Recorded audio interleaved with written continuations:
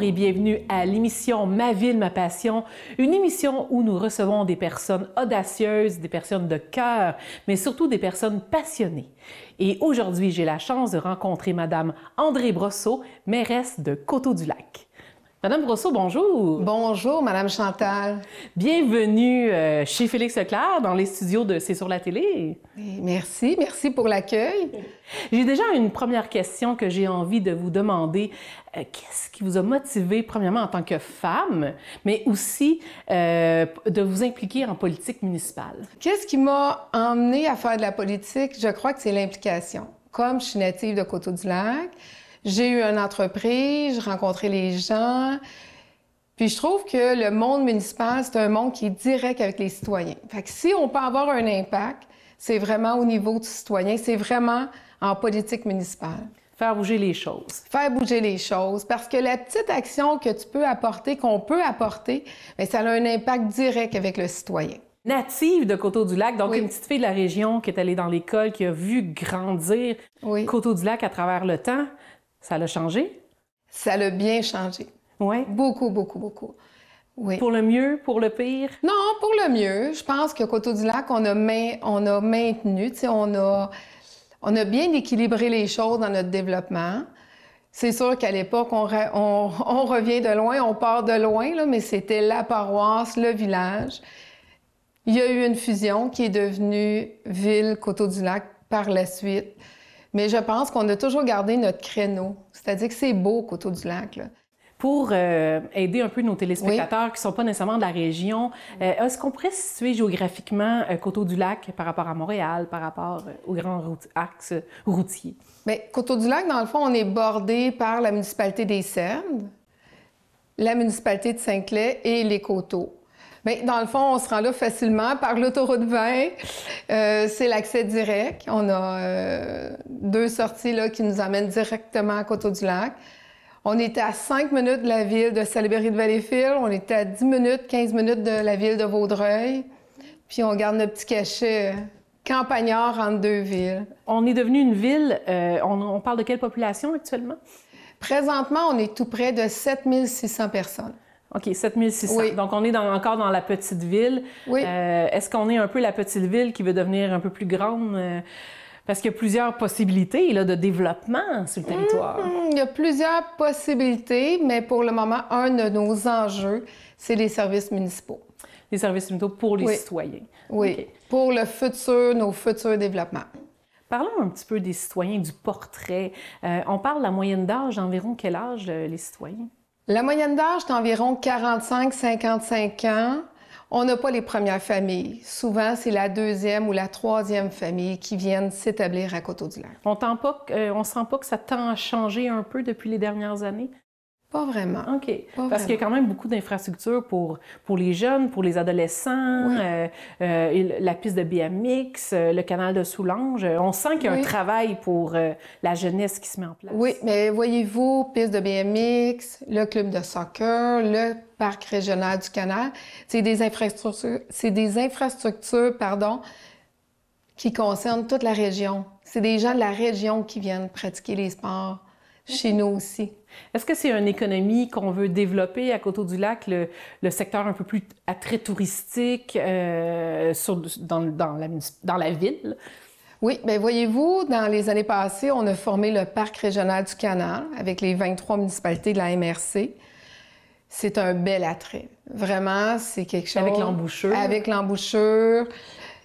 Éventuellement, on va refaire la piste cyclable Soulanges, qui a déjà 22 ans, qui a besoin d'amour, parce qu'on sait que c'est le poumon du parc régional du Canal, c'est vraiment la piste cyclable. Puis il y a aussi le projet de l'embouchure, côté ouest, mais côté est, il y a le village des Écluses. Fait que le parc régional se développe bien. Fait qu'on en est une fierté parce que c'est un projet collectif des 23 municipalités. Comment ça se passe, la collaboration avec les villes voisines? Ça va bien? Oui? Oui, OK. Ça va très bien. Y a-t-il beaucoup de projets de collaboration qui est à venir? Pour le moment, non, pas pour les municipalités le long du canal. Mais c'est sûr qu'avec la municipalité des Coteaux, on a beaucoup de projets en collaboration avec eux. On a l'embouchure, on a le parc régional du canal. C'est nous aussi qui les dessert dans le service incendie. Ah, OK. Oui. Puis, on a aussi un projet commun qui est, dans le fond, c'est la RAC. C'est la Régie d'assainissement des coteaux qui traite de nos eaux usées dans le parc industriel. Fait qu'on est les deux municipalités ensemble. Vous ouvrez la porte pour discuter du parc industriel, encore une fois très, très bien situé géographiquement, là, oui. Puis qui a encore de la place au développement. Ce parc-là est extrêmement important pour la ville. Oui, c'est très, très important. Pour une municipalité comme nous, là, c'est vraiment une richesse parce que si on est capable de maintenir un taux de taxation parmi les plus bas, c'est parce qu'on a un parc industriel sur notre territoire. Qui apporte de l'eau au moulin, qui apporte des fonds à la ville pour offrir des services aux citoyens. Oui. Okay. Pour offrir des services, puis pour faire beaucoup d'entretien. Si on est capable d'investir autant chaque année en entretien, c'est parce qu'on a des revenus supplémentaires. Le travail d'une ville, le conseil, la mairesse, pour justement travailler à fortifier puis faire évoluer le parc Brocolini, le parc industriel, c'est quoi le rôle? Comment la ville travaille pour développer ce secteur-là? Bien, voyez-vous, là, 6 ans, quand j'ai été élue à mon premier mandat, on a formé un comité. C'est un comité de développement économique. Fait qu'il y a Développement Vaudreuil-Soulanges, il y a la ville et il y a les partenaires aussi Brocolini. On se rencontre régulièrement pour faire justement avancer des dossiers, autant à la sortie d'autoroute, parce qu'éventuellement, il va y avoir on sait qu'il y a une problématique déjà à la sortie 17. Fait que là, on vient de donner un mandat. On va donner un mandat sous peu pour faire une étude, soit avec la sortie 14, la nouvelle sortie, ou la sortie 17, pour justement venir l'aménager d'une façon sécuritaire. Parce qu'elle n'est pas sécuritaire, puis ça crée aussi des congestions, j'imagine? Bien, la sortie 17, c'est pas sécuritaire, mais c'est pas que le parc industriel. C'était mal conçu. Il y a une entrée, il y a une sortie d'autoroute, il y a un développement commercial, il y a une voie ferrée. Fait que c'est important de venir sécuriser l'endroit pour, justement, si éventuellement il y a du développement supplémentaire dans le parc industriel, bien, que la sortie retenue soit sécuritaire pour tout le monde. Et l'avènement de nouvelles entreprises dans le parc industriel, est-ce qu'on a des défis à ce niveau-là aussi? Pas pour le moment. Pas pour le moment. Donc, on est capable de recevoir un autre Amazon, un autre Canadian Tire sur le territoire? Oui, présentement, bon, c'était annoncé, là, Hydro-Québec va venir construire un poste dans le parc industriel pour alimenter le parc industriel, mais pour venir alimenter aussi la région. Pour qu'il y ait accès à l'électricité? Oui, pour avoir accès à l'électricité. Fait que ça, c'est un gros dossier là, pour 2024-2025 qu'on veut conclure dans les prochains mois parce que ça va vraiment venir sécuriser l'électricité dans le parc, mais pour la région aussi. Parce que le parc doit aussi avoir accès à des services comme l'aqueduc, comme les égouts, l'électricité, puis il faut qu'il y ait accès à ces services-là. Mais ils ont déjà accès à ces services-là.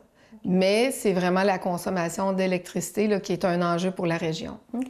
Donc, c'est un projet prioritaire, j'imagine. Oui, ça fait partie des projets prioritaires. Il y en a beaucoup quand même à Côte-du-Lac, des projets prioritaires. Il y en a beaucoup. On le voit un peu là, dans les préoccupations des citoyens, sûrement de vous aussi en tant que résidente.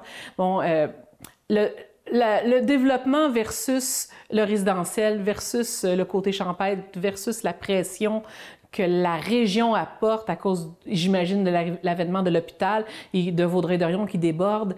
Comment qu'on vit ça à la ville? Mais là, présentement, voyez-vous, on est en train, justement, parce qu'on a un défi pour le futur développement. Présentement, on est en train de voir avec la municipalité des Coteaux à faire l'agrandissement de notre usine d'épuration dans le parc industriel, autant pour le développement de Coteaux-du-Lac et pour le développement de les Coteaux. Il y a un autre enjeu aussi, c'est que tout le long de la 338, entre le canal de Soulanges et l'autoroute 20, les services ne sont pas rendus. Il y a une partie à l'ouest, que l'aqueduc, elle est là, mais les égouts sanitaires ne sont pas là. Et il y a une partie à l'est non plus. C'est des terrains qui sont disponibles, qui sont zonés en zone blanche. Ça va être un défi d'apporter les services. On s'en va bientôt en appel d'offres. On veut faire aussi le plan, la caractérisation de nos terrains vacants, milieu humide, biodiversité, parce que vous savez que entre Saint-Emmanuel et si on veut, la Carrière-Meloche, il y a une bonne partie de ces terrains-là qui sont boisés. OK. Et j'imagine des milieux humides. Milieu humide, boisé, fait qu'il y a une partie qu'on veut garder, qu'on veut protéger parce que ça fait partie du cachet de Coteau-du-Lac.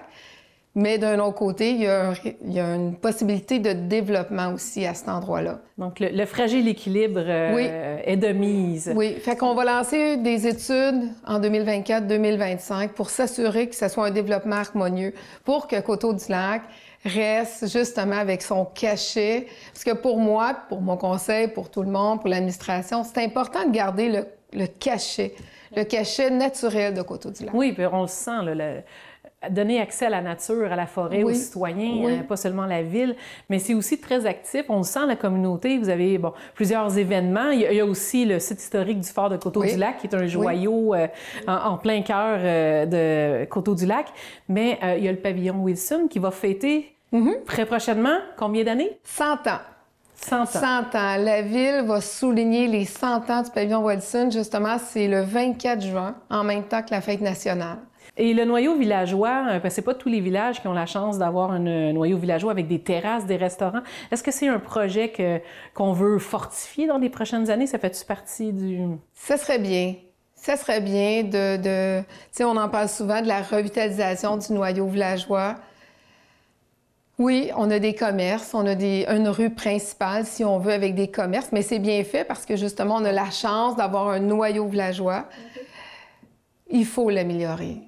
Pour le bénéfice des citoyens, vous avez aussi mis à jour dernièrement votre politique familiale qui existait déjà quand même depuis quelques années. Qu'est-ce que vous avez bonifié?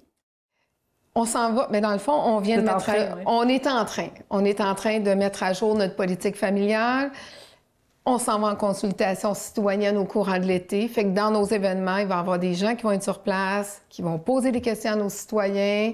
Puis par la suite, il y aura un bilan qui sera fait et on va le déposer. On va déposer notre politique familiale à l'automne. OK. Fait que l'objectif, c'est vraiment de faire participer les citoyens à la réflexion. Oui, okay. Parce que s'il y a quelque chose pour moi qui est important, c'est que les citoyens s'impliquent. J'ai toujours dit que les bâtiments publics, ça appartient aux citoyens. Si vous voulez que ça change, si vous voulez que ça améliore, c'est important de collaborer. Fait qu'on s'en va en consultation citoyenne. Il faut donner votre opinion. C'est important. C'est important si on veut que les choses changent et que ça soit pris en considération. Le grand défi pour Mme Bourasseau là, pour 2024, là, vous m'avez parlé un petit peu là, du dossier du poste électrique pour l'électricité pour Hydro-Québec. Mais votre grand défi, là, celui qui est en haut là, de la On en pile... a beaucoup! Oui, je n'en doute pas. Là. On en a beaucoup. Mais je vous dirais qu'il y a deux défis là, qui sont à moyen et long terme. C'est justement le poste Hydro-Québec dans le parc industriel. C'est important à moyen et long terme pour venir sécuriser justement les besoins autant de la région, mais autant du parc. Et l'autre défi, c'est de voir à ce que notre développement puisse se faire à moyen et long terme. On parle de services. C'est pas quelque chose qui se fait du jour au lendemain. On veut le faire de la bonne façon. On veut un développement harmonieux. Il faut prendre le temps, mais faut débuter là, le projet. On le débute, on va de l'avant. Il y a des mandats qui vont être donnés pour des études. Vous avez vraiment l'air d'une personne passionnée par votre municipalité. Vous l'avez vraiment tatoué sur le corps, sur le cœur. Si on peut résumer en un mot votre attachement à votre ville, quel serait-il? Un mot. Je pense qu'on est fiers. Je suis fière, puis je pense que les Coteau-Laquois et Coteau-Laquoises, c'est des gens fiers de leur ville. Donc, la fierté, ce serait le mot qui ressortirait de ça. C'est très bien. L'identité, hein, l'appartenance. L'identité, l'appartenance. OK. C'est très, très bien. Mais merci infiniment de votre présence aujourd'hui. Ça fait une discussion très agréable et au plaisir de se revoir. Merci, Madame Chantal. Merci. Et vous, chers téléspectateurs, je vous souhaite à la prochaine.